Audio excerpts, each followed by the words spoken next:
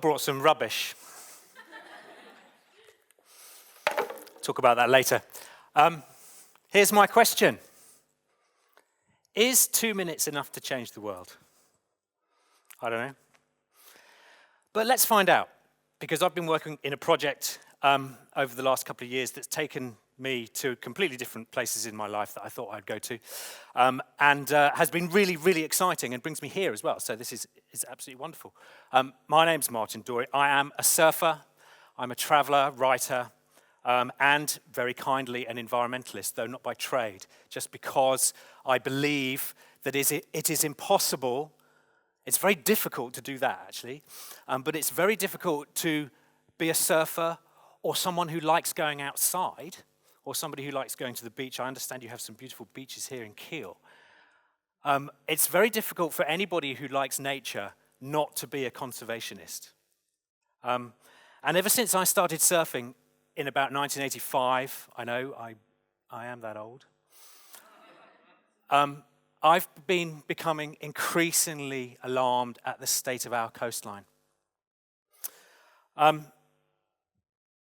In the UK, we consume 10 million single-use plastic bottles every day.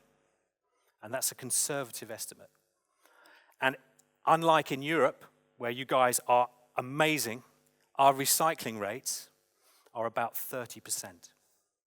So what that means is that somewhere in the UK, every day, there are round about 7 million plastic bottles, single use, that are either ending up in landfill. I hope the majority of them do. Or they end up in the river, they end up in the stream, they end up in the street, get chucked out of cars, whatever. And they end up on my beach, because that's where the water course goes. That's how water works. And it's just an absolutely overwhelming problem. I mean, how big is this problem? And where does it come from? This problem is enormous. This is a project that I work with. And this is, when we talk about the gyres, in a piece of floating plastic in the Pacific the size of Wales. It's always Wales. I don't know if it is for you guys, if it's Belgium for you guys, I'm not sure. But it's always Wales, where I come from.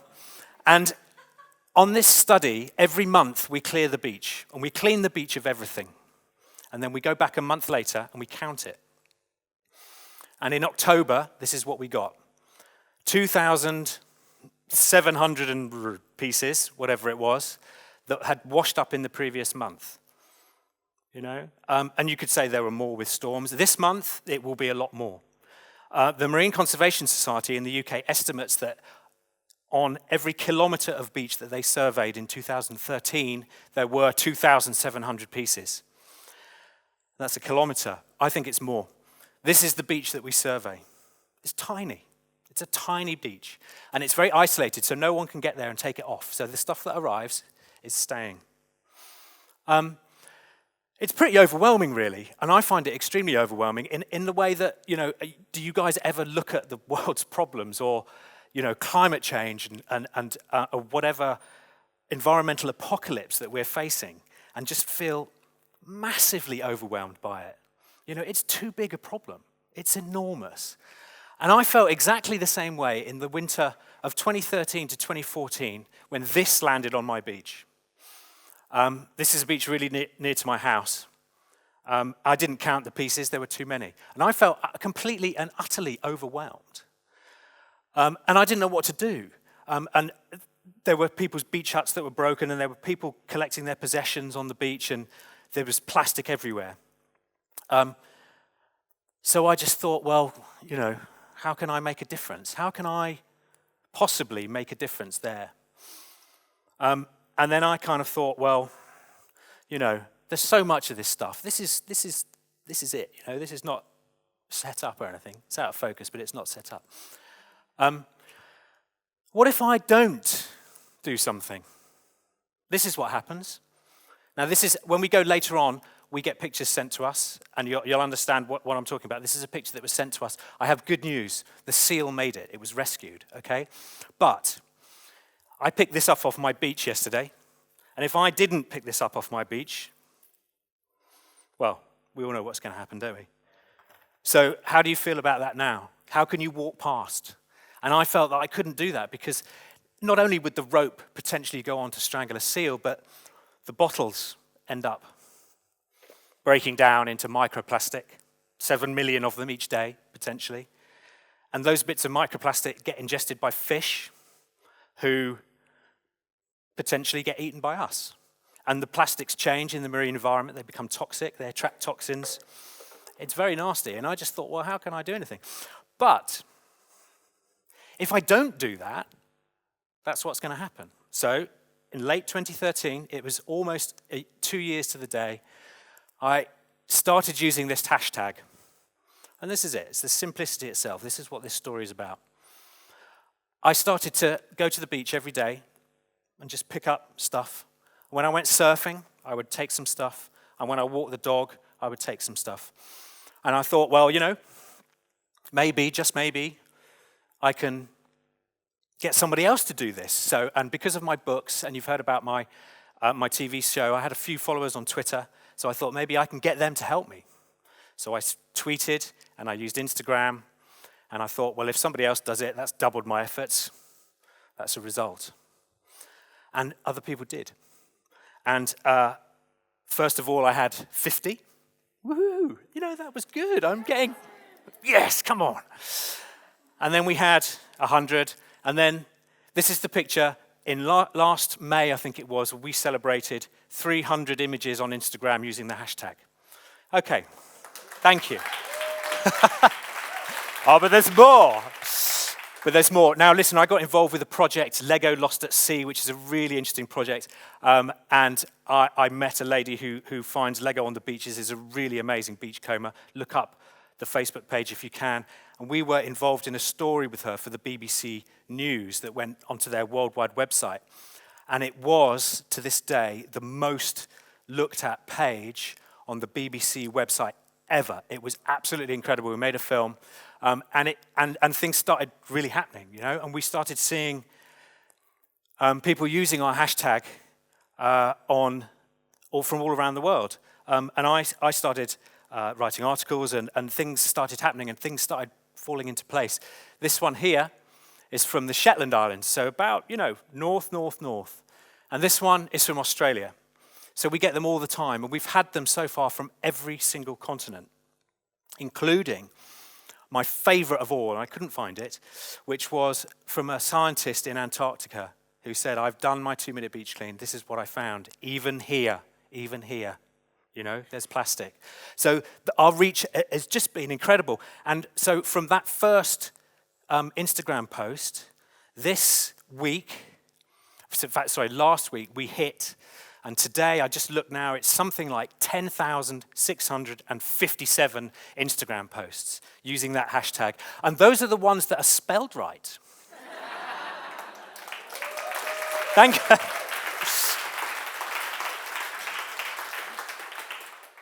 Look. Oh, no, it's another one. Sorry, it's another one later. It's been amazing, actually. And it's sort of sometimes I wonder why it works. Why does it work? I've post-rationalized it all the time for the last 2 years. And this is the one that does it for me.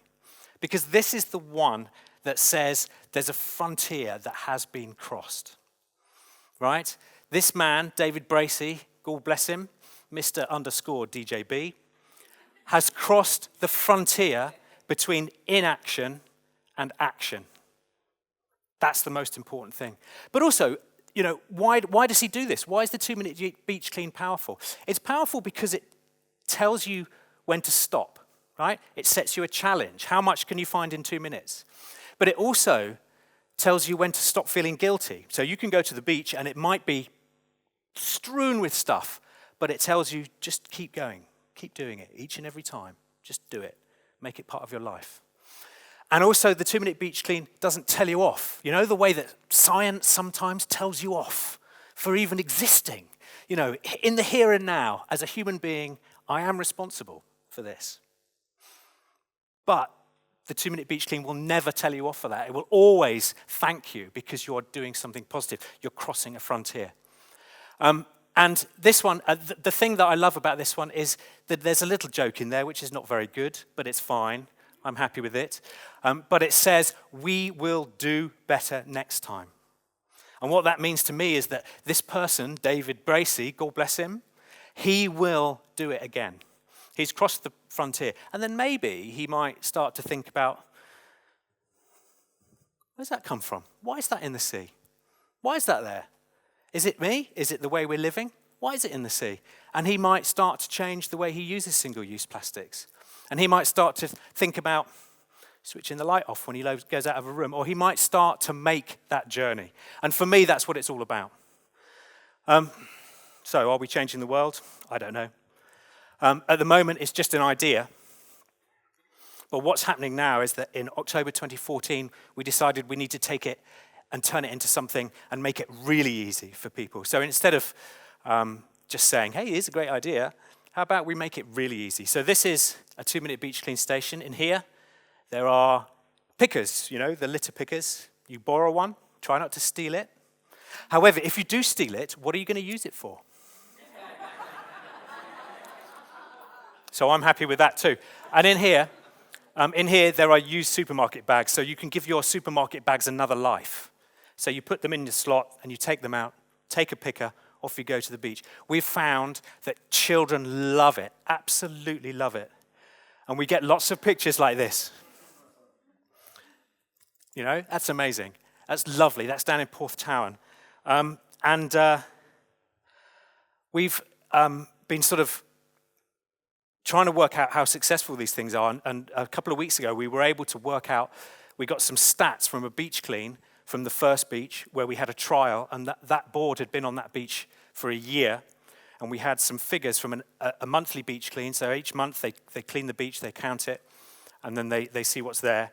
And in the year that our board was on that beach, compared with the previous year, that showed a 61% drop in the amount of litter collected on that monthly beach clean. So we felt that was a result, That was good, that's tangible. People do get this. And what's happened since is that we've now got 15, I think, of these in Devon and Cornwall.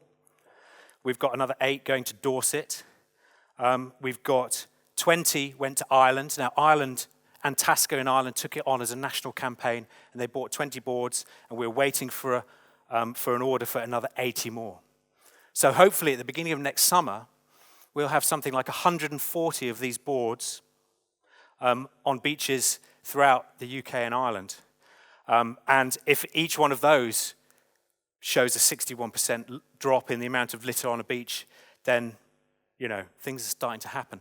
I was also invited to the Blue Nations conference in Holland in October, where 49 of the Blue Nations conferences, 49 of the Blue Flag nations were presenting, and I was invited to present. And we worked out that these boards can enable people who are applying for blue flags to fulfill their environmental education criteria. And according to the blue flag criteria, you need to have show a reduction in marine litter in order to get a blue flag. So we're helping with the blue flag system. And I presented it to the Blue Flag nations and said, come on guys, if you take this idea on, we may be able to help you, we can work together. And we asked them to be the guardians of the 2-minute beach clean in their countries. Since then, we've had interest from Israel, from Brazil, and apparently they've been using something similar in Denmark. Puerto Rico have been using it for the last year, and in fact, they told me that they had started a project where every time you take money out of the bank, it would flash up with, have you done your 2-minute beach clean? And for me, that was amazing. Amazing. Thank you. It's a small island. But, where was it? Oh, yes. It's also been translated into Malaysian, which is quite something, although I don't know what it is, because I don't read Malaysian. But anyway, so all this is great, it's all kind of happening for us, and it's really exciting. But another reason for doing this project is that we now have a database, in whatever state it is, even if it's on Instagram, of 10,600 pictures of marine litter, which means we can start to talk to people who are creating it. Now, this is a live story. Okay, this is happening at the moment. In the last few weeks, these printer cartridges have started turning up on the beaches in Cornwall and Devon, and also, I believe, in northern France and Holland. Thanks to the power of social media, we're able to track where they're turning up. We're asking everybody that uses our hashtag to use the hashtag to take pictures of them and show us where they are, because the lady who is also the Lego lady, Lost at Sea lady, is talking to Hewlett-Packard about this. Now, they don't know where these came from. It's a bit frightening, considering there are something like 6,000 cargo spills each year, whatever the estimate is. But anyway, they're trying to find out. They're really concerned, which is right, and that good on them for doing that. And they're entering dialogue. I found one of these on my beach yesterday. So this stuff, I was walking along, there it is. This happens. You know, it's all over. And we're hoping that Hewlett-Packard will contribute to more beach clean stations. So while it doesn't stop these things from being in the ocean in the first place, and that's another mountain, you know, and I'm going to climb it at some point, but it won't stop them being in the ocean, but it might help to tidy up a wee bit. And that's, you know, that's great as far as I'm concerned. Now, moving on to, we have a sponsor, I suppose you could call it. We don't get money from them. They just do good things for us. It's Surf Dome. They're a massive surfing website. They sell surfing gear all over the world. They get something like 50 to 300,000 hits every day on the internet. Now, they have been working with us for a project. They've just started ended a big competition with us for people to hashtag their pictures. And they are helping us achieve an ambition that I wanted to do right from the very start. Do you remember I said I wanted to change the way we go to the beach? What if?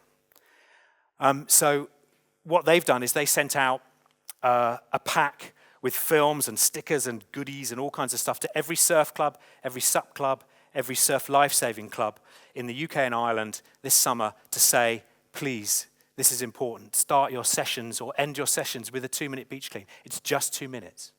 But as we know, every 2 minutes matters.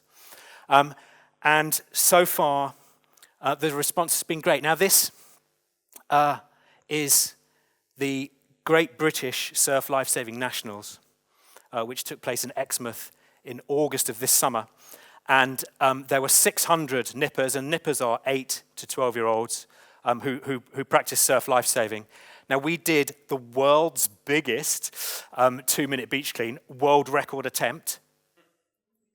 There is no world record. Well, there is now. But anyway, so this is what we did, and we gave out plastic bags, and we sent the nippers off to clean this enormous beach. That's what they did in 2 minutes. But what if? This is great, but now we've got them across the frontier. What if each and every one of those nippers that starts surf lifesaving, or people that go for a surf lesson, or people that start SUP club, what if each and every one of those ones in 2016 starts and ends their surf lesson with a 2-minute beach clean? Are we getting somewhere? I don't know.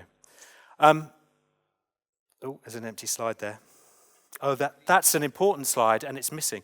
Unfortunately, there's something happened to that, but Surf Dome have recently changed all their packaging to non-plastics, which is fantastic, okay? And what they've done for us, and it's a shame this picture isn't here, what they've done for us is they've put our hashtag on every single one of their boxes going forward. So in 2016, no, I won't go with 2016, I'll start with Black Friday. The terrible, terrible thing that it is. However, secretly, I'm loving it, because on Black Friday, Surf Dome sent out 100,000 parcels. Each and every one of them had our hashtag on it. Now, what if everybody that found that does a 2-minute beach clean? And in 2016, with the way things are going, they're merging with other companies, they estimate that they will maybe, perhaps, send out 4.5 million packages globally. None of them have plastic in them, but all of them have the 2-minute beach clean hashtag on it and our URL. So what if, is my question. to you again. You know, what if everybody that got one of those parcels started a 2-minute beach clean? And it's all about the what ifs, because the answer to the question, is 2 minutes enough to change the world, is we've got a long, long, long way to go. We really, really have. But you know what? And this is my last slide. We are going to have a very, very, very good go at it. Thank you.